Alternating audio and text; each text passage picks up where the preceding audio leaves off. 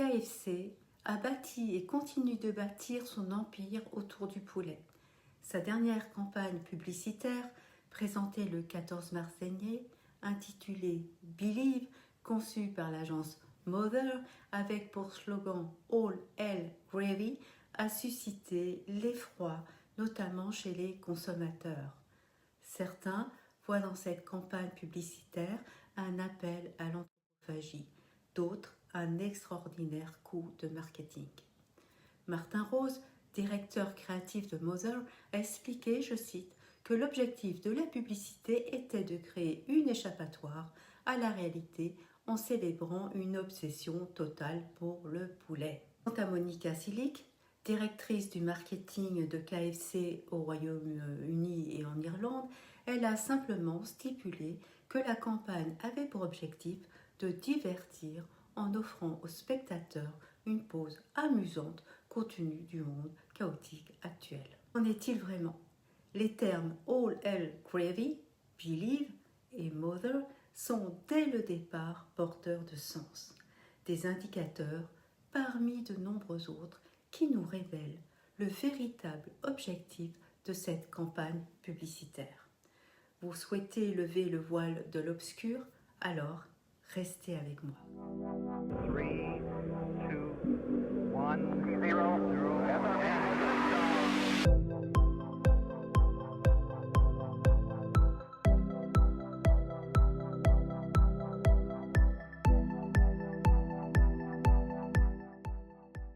Bonjour à tous, bienvenue dans cette nouvelle quête de sens.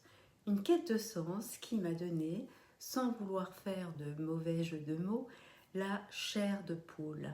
La première fois que j'ai visionné cette fameuse pub de KFC, j'ai bien senti que les images percutaient l'arrière-plan, la psyché, l'inconscient personnel et collectif. Il suffit de traduire uniquement les termes présents autour de cette campagne publicitaire pour planter le décor. All Hell Gravy se traduit par croire à la sauce gravy. Believe, terme qui se traduit par croire, vient flirter avec nos croyances.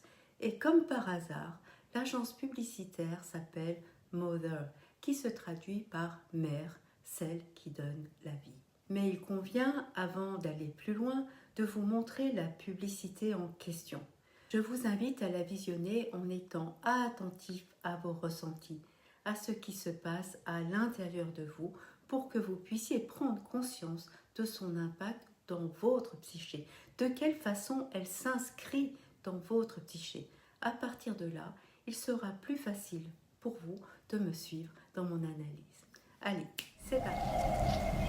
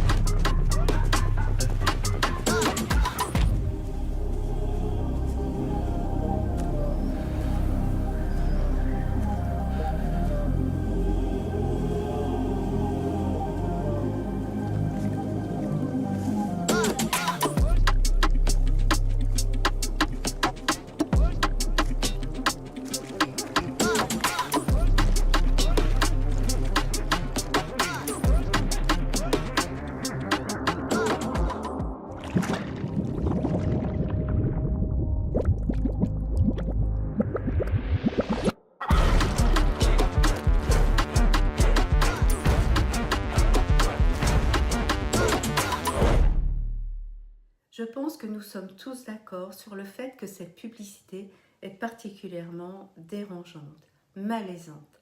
Elle vient toucher une zone inconfortable comme une mémoire lointaine, archaïque. Il y a un profond mal-être mêlé à un certain effroi. De nombreux symboles y ont été intégrés comme celui de l'œuf, un œuf gigantesque doré, de l'eau marâtre qui représente la fameuse sauce qui fait la réputation de KFC et dans laquelle va être plongé le jeune homme, ce qui renvoie à l'idée du baptême puis de la transformation. Et tout ceci dans une ambiance anxiogène avec des individus au comportement étrange, des êtres sous l'emprise de la fascination comme déconnectés dont la gestuelle fait penser à des zombies, des êtres qui semblent répondre à un instinct primaire, un instinct qui fait écho avec le cannibalisme ou l'anthropophagie. Au début de la scène, le jeune homme évolue dans une forêt tropicale ou dans une jungle. L'atmosphère est pesante. Il semble hagard, ne sachant pas où aller, jusqu'à ce qu'il rencontre cette poule. On voit alors dans la pupille de la poule le reflet du jeune homme qui semble alors devenir une proie pour cette poule. La poule se transforme en une jeune femme qui va alors revêtir une veste couleur beige kaki tombée du ciel. Personnellement, ça m'a fait penser à une veste de chasseur. Et à partir de là, un groupe d'individus venant de nulle part encercle et lève le couple du sol. Au passage, la veste du jeune homme lui est retirée.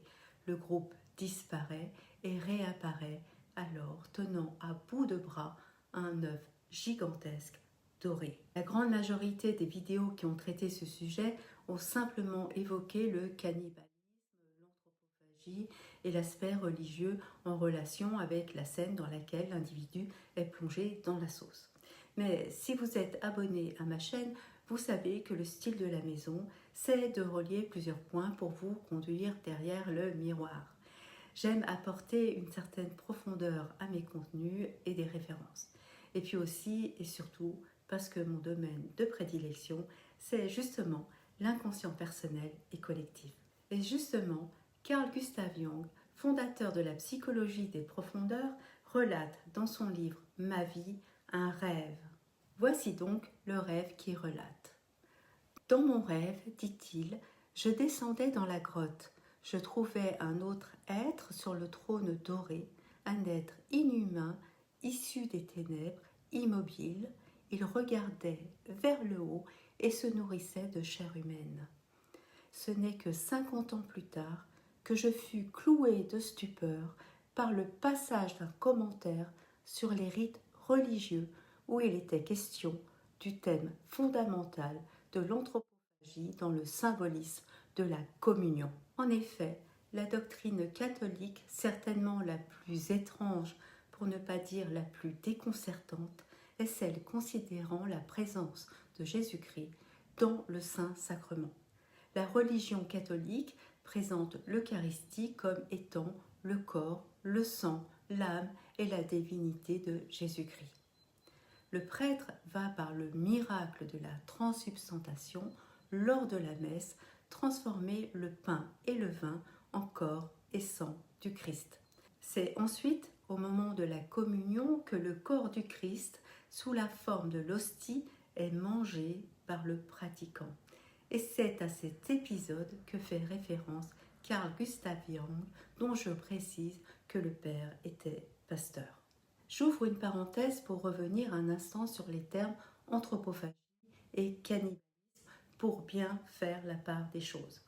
Les ethnologues distinguent l'anthropophagie, le fait de manger de la chair humaine, du cannibalisme, toujours pratiqué en groupe de congénères et considéré comme une institution rituelle et sociale. La symbolique de la transsubstantiation nous a été déjà présentée lors du spectacle d'ouverture des JO de Paris qui a eu lieu l'été dernier. Un spectacle d'ouverture qui a choqué le monde, au point d'être censuré par un grand nombre de pays. Le comédien Philippe Catherine est apparu peint en bleu, quasiment nu, dans un plat, après que la cloche qui faisait office de couvercle ait été soulevée. Dans le plat, il est entouré de fleurs, de fruits et porte lui-même une couronne de fleurs. Le corps peint de bleu fait référence au sang bleu, au sang royal, au sang divin, pas de hasard. Lorsque l'on présente un plat, quel que soit le contenu, cela induit dans la psyché l'idée que ce qui est présenté fait l'objet du repas. Ce personnage dans le plat a été écrit comme étant Dionysos. Mais ce qu'il faut savoir, c'est que Dionysos, c'est l'un des nombreux aspects de Jésus.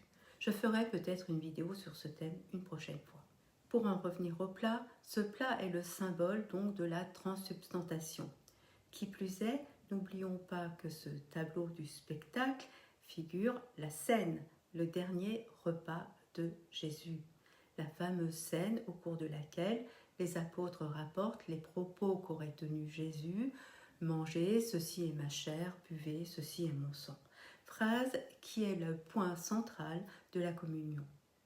Nous pouvons nous questionner sur le sens originel de cette phrase, pour autant qu'elle ait bien été prononcée par Jésus, qui, soit dit en passant, n'a jamais laissé aucun écrit. Cette phrase ne repose donc sur aucune réalité tangible, sinon par le fait qu'elle a été établie en tant que dogme. En effet, en 1215, le 4e concile du Latran a établi le dogme de la transsubstantation, selon lequel la substance du pain et du vin est miraculeusement transformée en la substance du corps et du sang du Christ, sans changement de forme. Il s'agit donc bien d'une doctrine, pas d'une réalité. La réalité, ici, c'est qu'il s'agit d'une doctrine.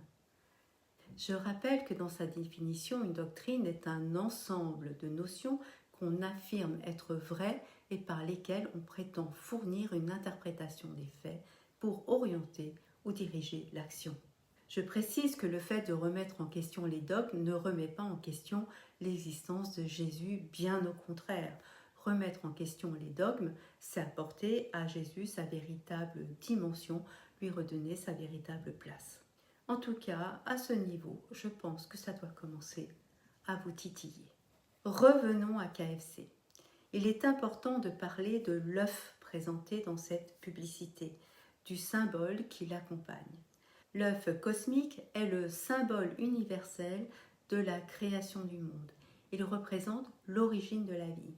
L'on trouve des récits de l'œuf cosmique dans les mythes égyptiens, chinois, japonais, nordiques, grecs, africains, également dans le judaïsme et l'hindouisme. Au musée, par exemple, de Jérusalem, est exposé un œuf sur lequel est écrit le premier chapitre du livre de la Genèse sur l'œuf. Donc l'œuf représente donc bien un symbole sacré divin. Dans la publicité de KFC, la couleur dorée de l'œuf indique bien cet aspect sacré. L'œuf n'est pas tant le symbole de la naissance que celui de la renaissance, du cycle de la vie et de la mort, donc la répétition. Sa fonction cyclique est consécutive à son rôle premier, d'où la phrase « qui de l'œuf ou de la poule ?» Énigme résolue, c'est l'œuf, tout simplement. Pour les alchimistes, l'éthanor, qui est le fourneau des alchimistes dans lequel s'opéraient toutes les transformations, était traditionnellement comparé à l'œuf cosmique. Dans la pub, le couple va passer sous l'œuf. Le fait de passer sous l'œuf indique un rite de passage, une initiation. Or, toute initiation a pour objectif de conduire l'être à une profonde transformation.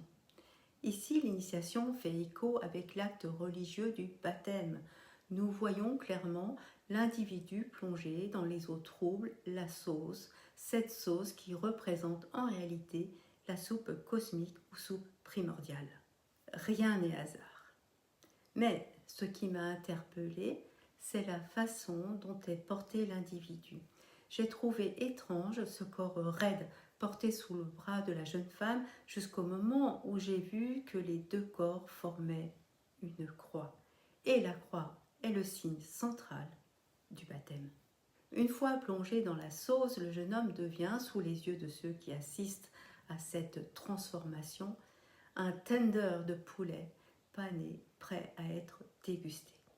N'oublions pas ici le slogan de la publicité, All Hell Gravy, gloire à la sauce gravy. Comme disent les jeunes, ça craint. Revenons un instant sur le comportement du groupe, pour ne pas dire tribu. Nous retrouvons dans cette publicité le même fanatisme pour le poulet que celui présenté lors de leur première publicité. Dans la première publicité, c'est plus visible. Si vous êtes curieux ou curieuse, vous trouverez facilement sur YouTube cette première publicité à laquelle je fais référence. Et vous verrez alors que les personnes se déplacent comme des zombies. À l'image d'ailleurs du clip vidéo de Michael Jackson dans Thriller. Pour se rendre finalement au devant d'une scène. Et oui, encore le mot scène qui a encore symboliquement toute cette connotation sur laquelle trône un poulet. Poulet, objet de dévotion, objet d'adoration. Le poulet est glorifié, le poulet que l'on mange est glorifié. Mange, ceci est ma chair. Suite à la publicité qui fait l'objet de cette vidéo, les réactions ont été vives. Les commentaires témoignent du choc reçu lors du visionnage de cette dernière. Bien évidemment, l'équipe marketing met en avant l'aspect humoristique de cette pub, le coup de génie, pour faire évidemment passer la pilule. Dans les commentaires, dégoût, répugnance, sidération, consternation, stupeur quant à ce que semble suggérer cette publicité. Les consommateurs sont-ils abusés ? Y aurait-il autre chose que du poulet dans la recette ? Un auditeur a laissé le commentaire « Je ne suis pas religieux à 100%, mais je reconnais le diable quand je le vois ». Et puis en travaillant sur cette vidéo, j'ai pu faire le lien avec le fameux film Le Soleil Vert qui a été réalisé en 1970 et qui présentait le monde en 2022. Un monde dans lequel les ressources naturelles ont été épuisées, dans lequel les individus souffrent de canicule, il n'y a plus d'arbres, plus d'animaux, plus de nourriture. Les individus doivent leur survie à un aliment, le fameux soleil vert. Quand j'ai vu ce film, j'étais toute jeune, une douzaine d'années peut-être. Je n'ai plus jamais revu ce film, mais ce film avait laissé son empreinte. Un élément était resté dans ma mémoire jusqu'à ces derniers jours, parce que je n'avais pas pu alors faire le lien avec ce qui nous préoccupe aujourd'hui.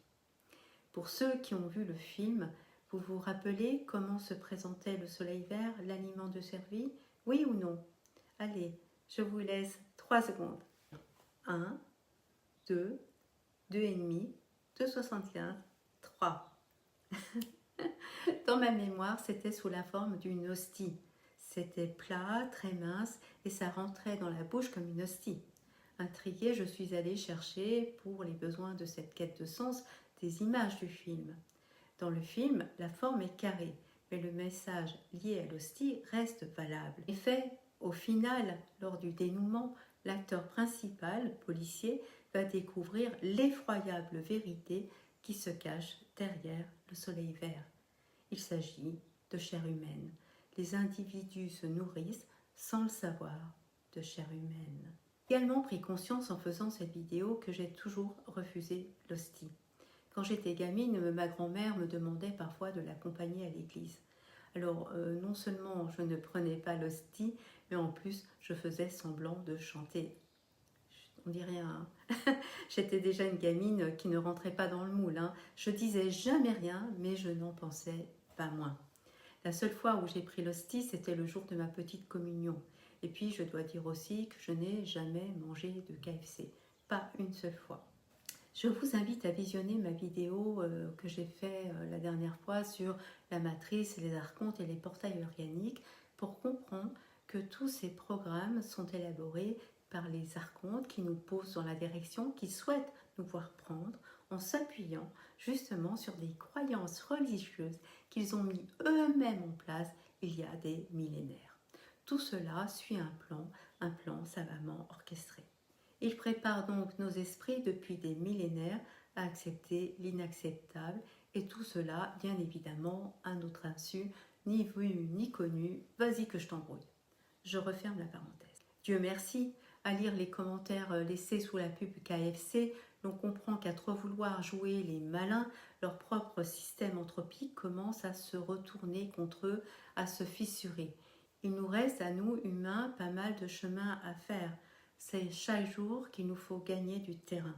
Alors n'hésitez pas par solidarité à partager cette vidéo, à liker pour permettre à ma chaîne de gagner en visibilité, ce qui contribue à faire circuler l'information, et puis à laisser un petit commentaire sur le contenu ou même un petit coucou, parce que c'est ensemble que l'on peut y arriver. Alors, moi je compte sur vous. Prenez bien soin de vous et à la prochaine.